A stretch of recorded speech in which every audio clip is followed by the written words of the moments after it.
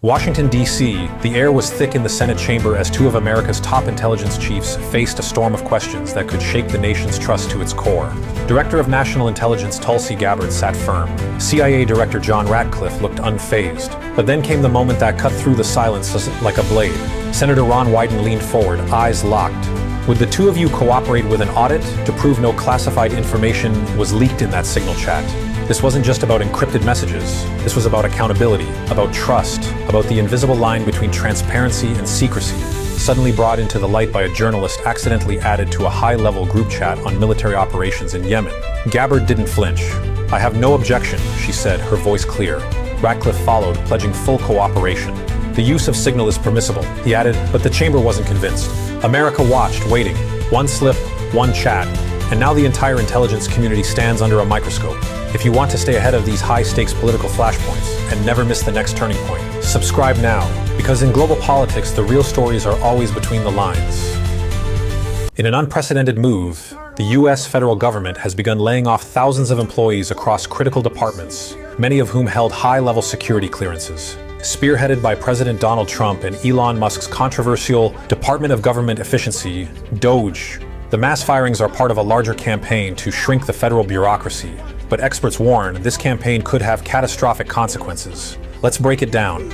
The Department of Energy, responsible for the safety and security of the U.S. nuclear arsenal, fired hundreds of specialists in the National Nuclear Security Administration, NNSA. These are the people who safeguard our nuclear weapons. Days after the layoffs, realizing the scope of the mistake, the DOE scrambled to rehire many of those same experts. The damage? Already done. It gets worse. The standard exit protocols used when employees with security clearances leave their roles, like exit briefings and reinforced NDAs, were ignored. Many laid-off staff left with government-issued laptops and phones still in their possession, loaded with sensitive or even classified data. At USAID, the same chaos unfolded. Dozens of former employees reportedly retained access to internal systems and documents. Cybersecurity experts and intelligence agencies are raising the alarm.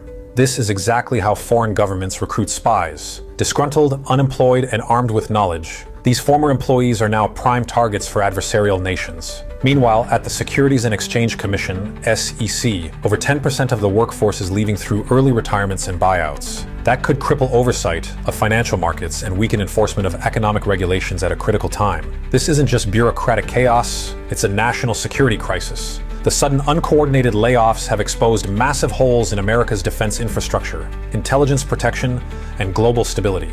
And with DOGE driving further cuts, many fear we're only seeing the beginning of the fallout. This is more than news, it's a warning. If you care about truth, accountability, and the future of democracy, subscribe now, because the world is changing fast and you need to keep up. There's tension at the top of the Democratic Party, and now it's spilling into the open. Senate Majority Leader Chuck Schumer just supported a Republican-backed funding bill to avoid a government shutdown. The result? The government stays open, but key Democratic priorities, climate funding, housing programs, expanded food assistance, were left on the cutting room floor. And now, former Speaker Nancy Pelosi is calling him out. "I don't give away anything, for nothing," she said. A direct shot at Schumer's leadership and his deal-making approach. But she's not alone. Elizabeth Warren, AOC, and a growing number of progressives are voicing frustration. They say Schumer didn't push hard enough, that he gave up too much, for too little.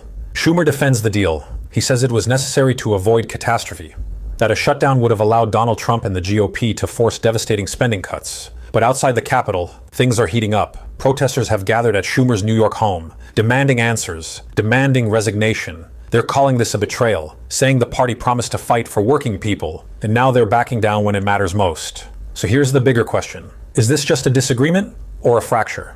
Because it's clear, there's a divide between the party's progressive base and its establishment leadership. One side wants bold resistance, the other, cautious compromise. And at the center of it all, a Democratic Party struggling to define who it really serves.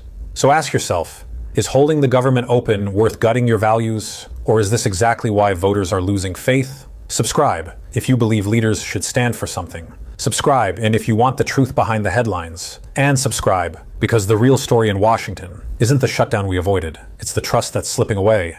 A diplomatic storm is brewing in the Arctic. Greenland, an autonomous territory of the Kingdom of Denmark, has strongly condemned an upcoming visit from a high-ranking U.S. delegation, calling it provocative and disrespectful. The delegation includes Second Lady Usha Vance, National Security Advisor Mike Waltz, and Energy Secretary Chris Wright. While their official agenda involves visiting the US military's Patuxent space base and attending a national dog sled race, Greenlandic officials are not buying the friendly optics. The visit follows President Donald Trump's renewed calls to acquire Greenland, reigniting international controversy over Arctic sovereignty. Greenland's outgoing Prime Minister Múte Egede has openly refused to meet the US officials, saying, "We used to trust the Americans who were our allies and friends. That time is over." His reaction is echoed by Jens Frederik Nielsen, leader of the Democrats Party, and likely Greenland's next prime minister. He criticized the visit's timing, just days after Greenland's general election, and during coalition negotiations, as a clear attempt to undermine Greenland's democratic processes. The backlash isn't limited to Greenland. Danish Prime Minister Mette Frederiksen has also urged the US to respect Greenland's right to self-determination, making it clear that any discussions about Greenland's future must include both Denmark and the Greenlandic government. Why does this matter? Greenland is a geopolitical hotspot, with its vast natural resources, rapidly melting ice opening up new trade routes, and its strategic location in the Arctic. It's becoming a battleground for influence between the US, China, and Russia. Trump's repeated interest in purchasing Greenland is seen by many as a direct challenge to its sovereignty and a sign of rising US assertiveness in the Arctic. But to Greenlanders, this is about more than strategy. It's about autonomy, identity, and respect. And right now, they feel disrespected. This isn't just a diplomatic visit. It's a test of how far the US is willing to push its global influence, and how far Greenland is willing to fight back. Stay informed, stay sharp, subscribe now, because the Arctic is heating up, and this story is only getting colder.